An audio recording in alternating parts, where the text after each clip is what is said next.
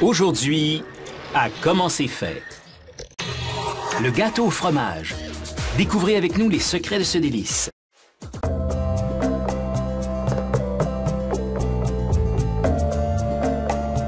Si vous êtes à la diète, oubliez ce délice. Qu'il soit fait avec du cottage, du ricotta, du Neuchâtel ou du fromage à la crème, la base d'un gâteau au fromage est toujours la même. Une croûte de biscuit au beurre semblable à des sablés. Pour produire environ 5 douzaines de gâteaux, cette pâtisserie combine 23 kg de beurre à 4,5 kg de sucre. Elle ajoute 16 blancs d'œufs, puis 11 kg de farine. Le mélange est malaxé juste assez pour bien incorporer la farine, puis la pâte est transférée à une cuve par une courroie transporteuse.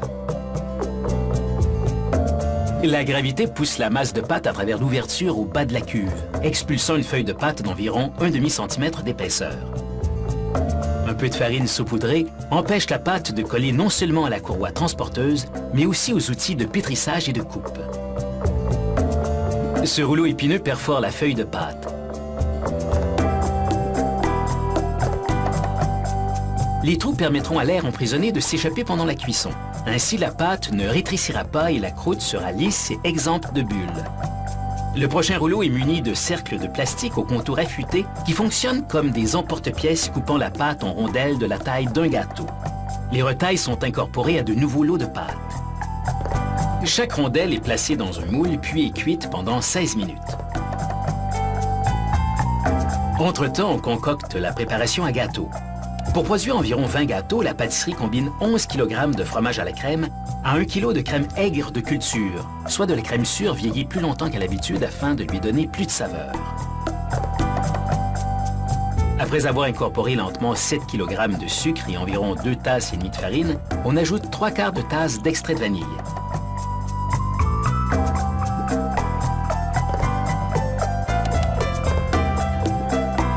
Puis une douzaine et demie d'œufs. Voilà pour la recette d'un gâteau au fromage nature. Les versions aromatisées contiennent des ingrédients supplémentaires. Voici un mélange de caramel et de pacane. Elle garnit une croûte de biscuit au chocolat.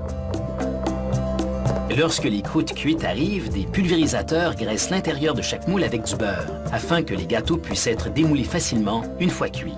Une machine y injecte ensuite la bonne quantité de préparation.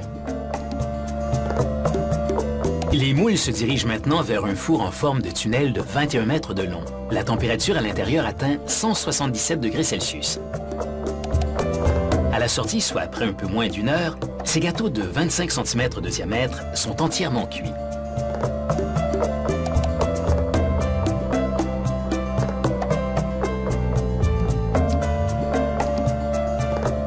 Du four, les gâteaux au fromage vont sur une courroie de refroidissement.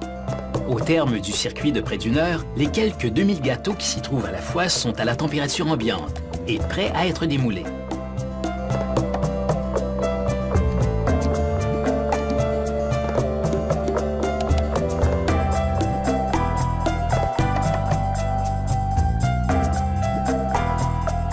De là, ils vont directement au congélateur d'entreposage, à l'exception de quelques-uns qui passent par l'aire de décoration.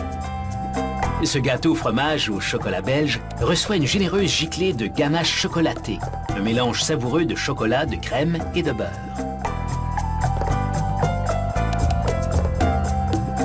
Les pâtissiers nappent le gâteau, puis dessinent des volutes à l'aide d'un peigne spécialement conçu à cette fin.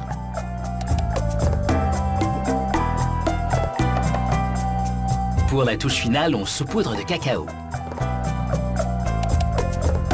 Certaines commandes passent par une découpeuse automatisée qui divise chaque gâteau en 14 tranches égales et insère un papier parchemin entre chacune.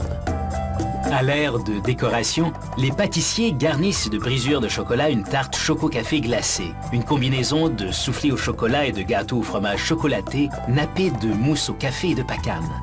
Alors, la prochaine fois que vous chercherez un dessert à offrir, rappelez-vous que les Romains apportaient du gâteau au fromage même au temple pour l'offrir aux dieux.